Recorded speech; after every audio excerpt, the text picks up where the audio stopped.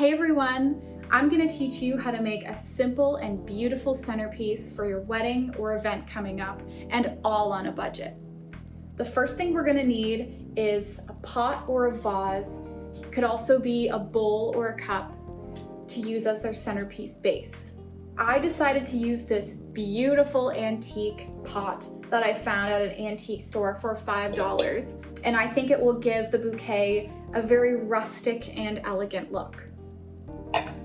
After that, I'm going to fit the foam into this pot and then pour water in it and let it sit for a bit to let the water soak into the foam. After that, I'm going to place all of my flowers into the bouquet, and I'll tell you how I'm going to do that along the way. In terms of the flowers, I'm going to use 3 large dahlias, 5 medium-sized ball dahlias, 5 smaller zinnias, and I chose salmon pinks because I think that will fit with the oranges, 10 stems of yarrow. This could also be baby's breath. 3 stems of sedum. I'm deciding to use these as my greenery. And then I chose 5 random little dead rudbeckia flowers that I think will add a bit of texture to the bouquet.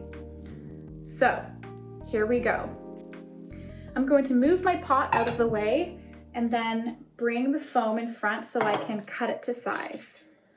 I think actually I could just push it in. Oh wow, that worked out really well. Now I'm going to use this additional little piece that I had left over from another bouquet and fit in a few pieces. Let's see. Might have to slim that down. Perfect. This one might have to be a bit smaller. We're gonna leave that out.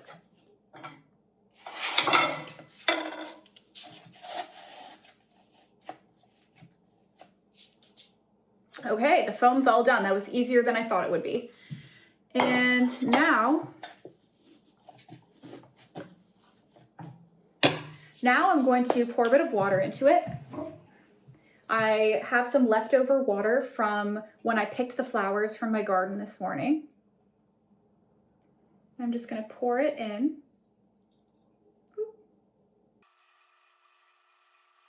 Now that the foam and the water are in the pot, we can get started on putting our flowers in. I think that the first thing I'm going to choose are these large dahlias. Once I get them placed in, I think it will be easier to fit everything around it. So I'm going to grab my little flower cutters and place my first flower in the bouquet. After placing the first flower in, I placed the other 2 flowers in the shape of a triangle and facing outwards.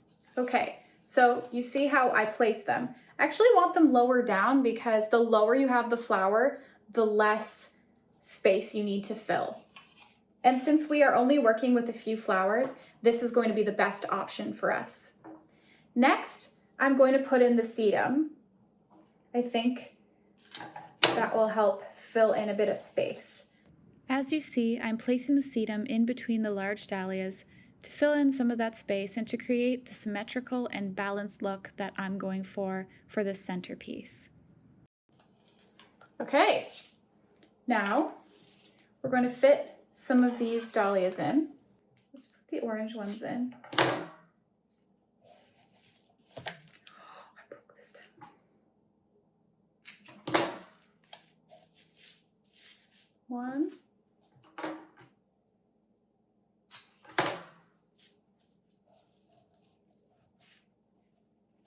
2. See how I put these on a slightly different level? So I have one lower down and one higher up.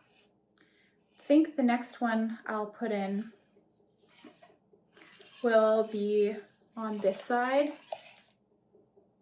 so we can fill out some of that space. And I think I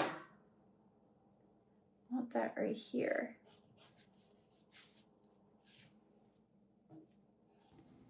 Here I was deciding which dahlia I wanted in the center to create that pop that I wanted. See, it's coming together. And here I added the last medium-sized dahlia to the centerpiece. When we place the zinnias, I'm going to take off the leaves of all of them and then place them in. You have to be careful with zinnias because they're apt to crack or the necks break really easily, so you have to be super careful with them. If you don't have these specific flowers for your bouquet, you can absolutely switch them out for different flowers. You could find roses or hydrangeas or really anything that serves as a large flower. And then for the smaller flower, you could use a snapdragon. You could really use anything there. And then for the greenery, you could also use some eucalyptus. That would look really pretty. Some rose leaves. You could use baby's breath as instead of yarrow. So really there are options. Okay. I think we need something over here. Have to be very careful. See? So pretty. I think I need to fit it in a little bit more, but I'm a little scared that it's gonna break. You know?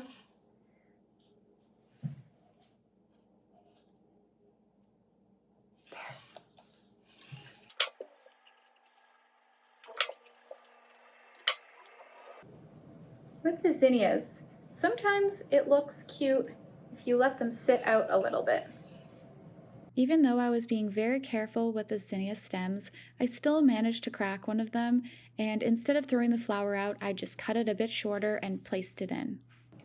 Okay. Now let's fit the yarrow in. It's going to fill up some of the spaces that I think we need. When adding the yarrow to the arrangement, I started with the bottom to fill in some of the spaces down there, and then after that was done, I used the additional yarrow to fill in some spaces at the top to give the arrangement an elegant and beautiful look. Okay, so far it's super simple and super cute. We're just gonna add some rudbeckia to add a little whimsical flair. I chose 5 stems of rudbeckia and not 4 or 6 because I always feel that an odd number looks better in a bouquet than an even number. That's something really important to remember. So after only 10 minutes of work, this is our finished product. It's totally doable, it's affordable, it's easy, it's fun. Why not give it a go? Either grow some flowers in your garden or go to your store or local farm, request some flowers, some large flowers, medium flowers, small flowers, and some greenery, some filler flowers, and just play around, see what you can create. I hope that you learned something. I hope this was enjoyable for you. Please let me know if you do end up creating a centerpiece that was somewhat based on what I've showed you here today. Love you guys. Can't wait to see you again soon.